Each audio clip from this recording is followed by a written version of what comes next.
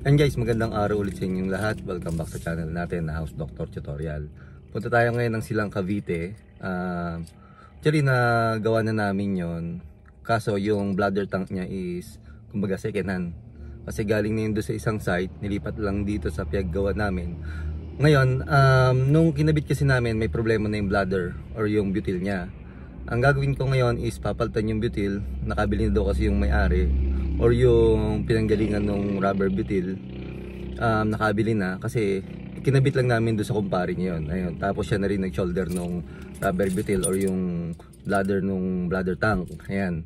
Ngayon papalitan ko kasi kinontak niya ako is nakabili daw siya. Ayun. Punta tayo ng Silang Cavite, guys. Ngayon, bali papalit tayo ng rubber butil nitong bladder tank. Bali 50 liters yung bladder tank nito, sir. Then sa online niya, sir, nabili itong itong rubber butil. Yun. Kasi ang problema nitong existing nila na water pump or bladder tank, nagkabutas na yung bladder tank nila. Yun, no? Kaya, yun, bubunin sa. Yun ang kagandahan dito, kahit nagka-problema or nabutas na to, nagagamit pa nila yung water pump na kumbaga continuous, regular pa rin or normal pa rin. Yun. Then, ito lang yung papalitan, hindi na nila kailangan bumili ng isang buong tangke.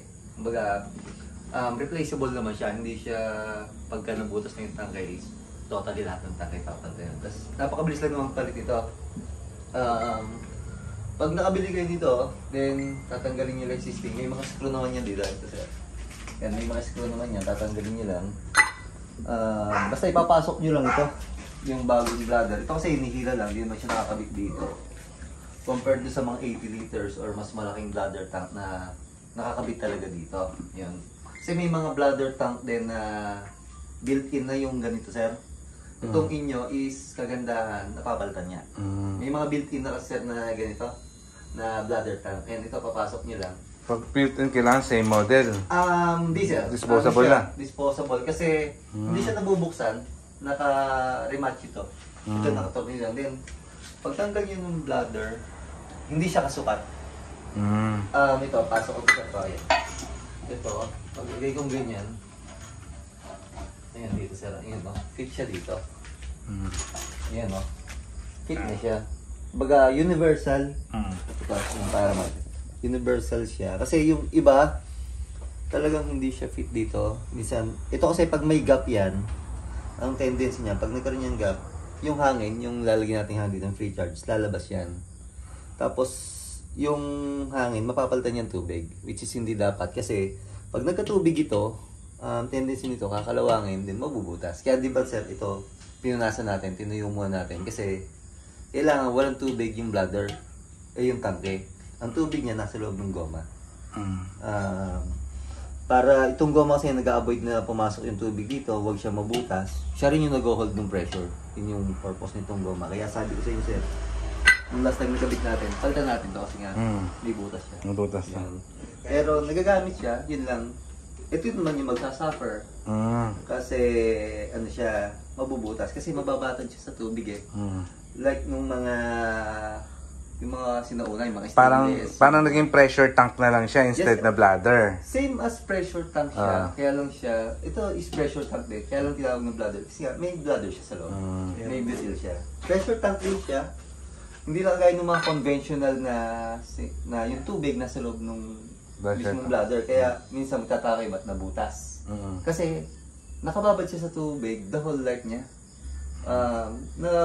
Sa loob nagagaling yung butas kaya kinakalawang siya. Unlike dito, sir, nasa loob yung tubig na andito. Ayan. Yun yung kaya napansin nyo rin dati, sir, di ba, nung nito is may tubig doon sa pito. Yun yung mga senyales na may tubig sa pito. Pwedeng mabutas yung bladder or ito nga. Nag-leak.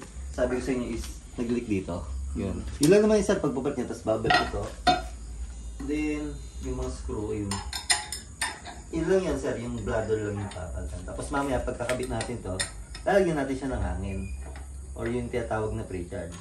Ilan pre-charge sa ganyan kalaki? Sir, ito is 29 PSI ang kailangan natin. 29. Purpose ng pre-charge, para wag mabutas ng bladder. Kasi pag wala yung hangin, may posibilidad na mabutas to. Kasi si water pump, magpapump lang yan, magpapump. Mag-build up yung pressure dito, mag-expand to. Hindi sa mabutas. Yun yung purpose ng hangin na ilalagay natin. Siya yung pipigil dito.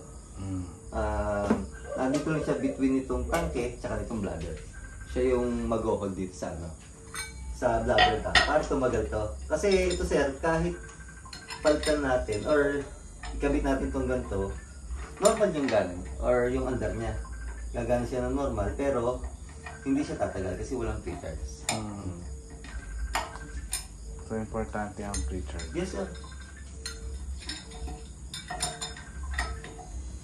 Yung sinasabi ko na hangin, yung pre-charge na yan, dapat nasa 2 bar siya or 30 PSI. Yun yung magpo-protection sa nilagay natin goma kanina or butyl na wag siyang mabutas agad. Kasi pag hindi natin yan niligyan ng hangin, mabubutas agad yun kasi nga yung pump masyado siyang malakas or magpapump lang siya. Papasok siya doon sa loob ng goma, walang kumbaga barrier between dito sa tangke tsaka dun sa goma, mag-expand lang siya. Mga ilang days or week, butas na agad yung pinalit nating bladder. Kaya napakalaga ng pre-charge yung nilagay nating hangin para wag siyang mabutas yung ating bladder tank. At the same time, yung hangin na yun, yung pre-charge, siya rin yung tumutulong kay pump para wag siyang mag-quick cycle. Bakit? Kasi pag napuno ng tubig ito, ating bladder tank, tendency niyan, wala na to. Kumbaga, para na lang kayong motor na lang gumagana kasi puno na doon tubig or may water clog na siya. Yun, magko-quick cycle na siya. Ibig sabihin nun, pag nagbukas pa lang kayo ng gripo, andar na si water tank. Unlike na meron kang pressure tank or okay yung bladder tank nyo, kailangan nyo munang ubusin kung, let's say sabi natin ito, 50 liters. Ubusin nyo muna yung 50 liters before mandarot yung water pump. Yun yung tinatawag na quick cycle. Yun. Sir. Okay. Try natin, sir. Sige, try natin. Tapos yung subscribe, di ba? Like, follow. Like, follow, and subscribe.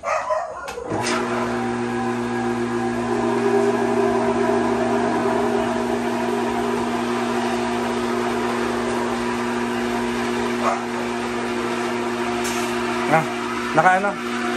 Okay, sir. Naka-flow ba yan? Ito lang kung siya magkakakaw.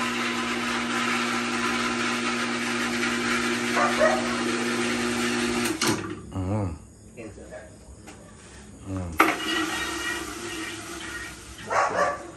Bukas. Buksan natin dyan. Pakita natin. Bubuksan ko?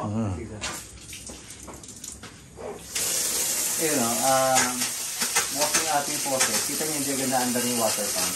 Yun yung ibig sabihin natin na huwag siya mag-quick cycle. Kasi kapag wala siyang bladder tank or walang filter siya, pagbukas pa lang natin ng gripo, yung ating water pump, paandar na agad. Medyo mahangin siya bago pa lang. Kasi, kumbaga, na-empty yung pipe natin, hangin pa lang yung mapasok. Hindi siya natin yung hangin.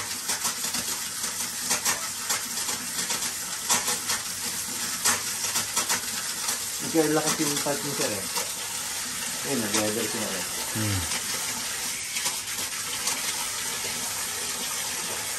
Ayun, matagal umandal ko. Try lang natin mag-automatic ulit. 20 PSI, tato na yan. Pero kasi 50 liters, nagubos na muna sir eh. Ang kagandahan pati nun, halimbawa ganyan, di aling maandar, hindi siya masarap sa kuryente. Kasi ang motor, mas maganda, maghapon siyang bukas. Ngayon, stable yung kuryente. Pero yung patay buhay yung motor, malapit sa kuryente. Kasi yung start-up niya, let's say sa dati, 1 HP, pinaka 700 watts sir, 740 watts. Yung start-up niya, yung starting niya, pumapalo ng 1,000. Paano ko halimbawa, may siya sa patay buhay, relax na kuryente niya agad. Kaya makakat off. Okay. Okay na. Okay, sir. Okay. Sige.